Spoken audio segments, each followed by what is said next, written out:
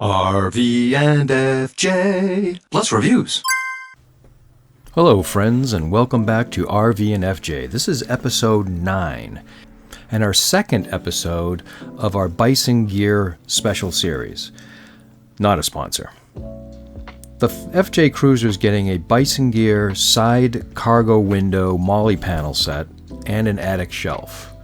Right now we're unboxing the Molle panels. I like the way it has a hole in the middle of it. That way you can reach through and still access the recessed area of the window for extra storage.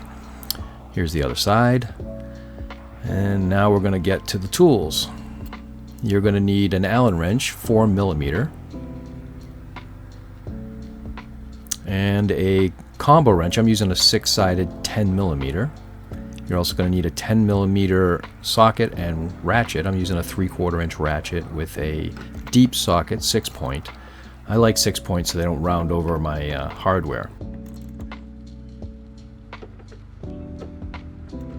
Now I'm taking out these cargo tie downs.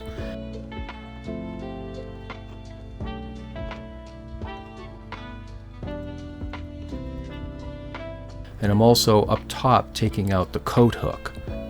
There you go.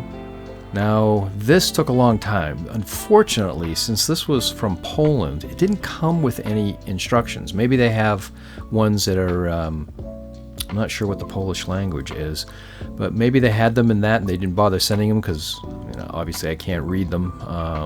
It would have been nice if there was something online.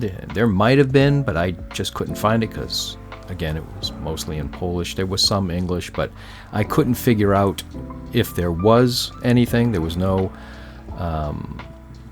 www to go to specifically for instructions, just for their regular website. So I had to figure it out on my own. So it was a lot of trial and error. Which piece of hardware would fit with what? So it took time, but you can see right here I'm struggling to figure out in which order these go in. But I finally figured it out, and it wasn't anywhere near as bad as you'd think. It just means extra time and a little bit of making your limited neurons rub together and think.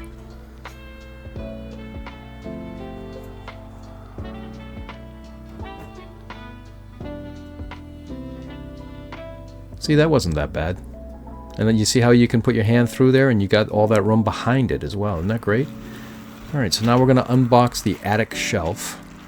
Not much of an attic, it gives you about 4 inches of space, but it goes all the way across, and it's about, 14, 16 inches deep. I didn't like the way it came in 2 pieces, but it did go together well, and it is pretty strong. A lot stronger than I expected. I was disappointed in how small the 2 pieces were, but man, they're strong once you get it together. Now, this was the hardest part. Getting all of these holes to line up just right. You have to get barely 2 or 3 threads going and then move on to the next bolt until you have all of them started. Now once that was finished and it was assembled, that took an insane amount of time. I got Deb to help me hold it in place because I was afraid it was going to fall on my head because I'm missing enough hair as it is. I don't need to have any more whacked off of my head. And look at that. You see how beautiful it is? And it's nice and strong. When you go down the road, it doesn't bounce.